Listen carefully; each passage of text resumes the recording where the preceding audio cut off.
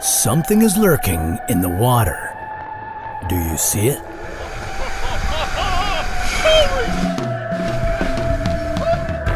Close calls like this happen with whales more often than you might expect.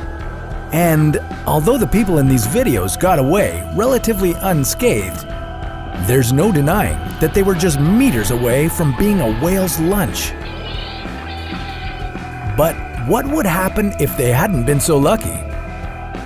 Could a human body survive being swallowed by a whale? Has it ever happened before? This is What If, and here's what would happen if you were swallowed by a whale. If you've never seen a whale up close, it's hard to comprehend just how monstrous they can really be. To put it in perspective, the blue whale is the largest animal on the planet. Its tongue alone weighs as much as an elephant, and it can fit anywhere between 400 and 500 people in its mouth. But we wouldn't have to worry about one of these guys swallowing us anytime soon, because their anatomy makes it nearly impossible. Instead, we should be more concerned with their smaller cousins, sperm whales. In 1891, reports emerged that a man had been swallowed by one of these whales. And although he lived to tell the tale, he would never be the same again. According to the story, James Bartley was swallowed when a whale attacked his ship, and he wasn't retrieved until the following day. When the crew found and killed the whale, they quickly brought it on board their ship and cut it open, revealing an unconscious but very alive James Bartley. His face and arms were bleached white, and he was blind, all thanks to the stomach acids of the whale. However, as the years went by, people started poking holes in this story and questioned whether James had really been swallowed by a whale.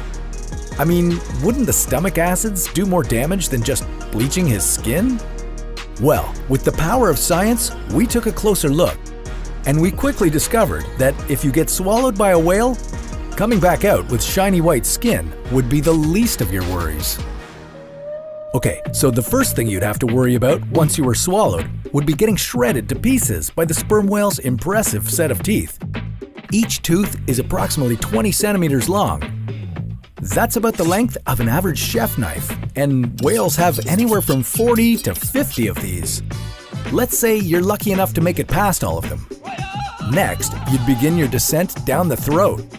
Not only would it be dark and slimy down here, but you'd also find it hard to breathe due to the lack of oxygen and an increase in methane gas.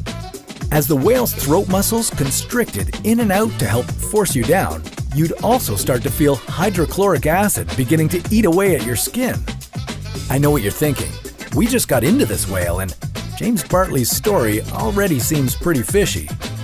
Well, you're not wrong, but what would be the fun in stopping now?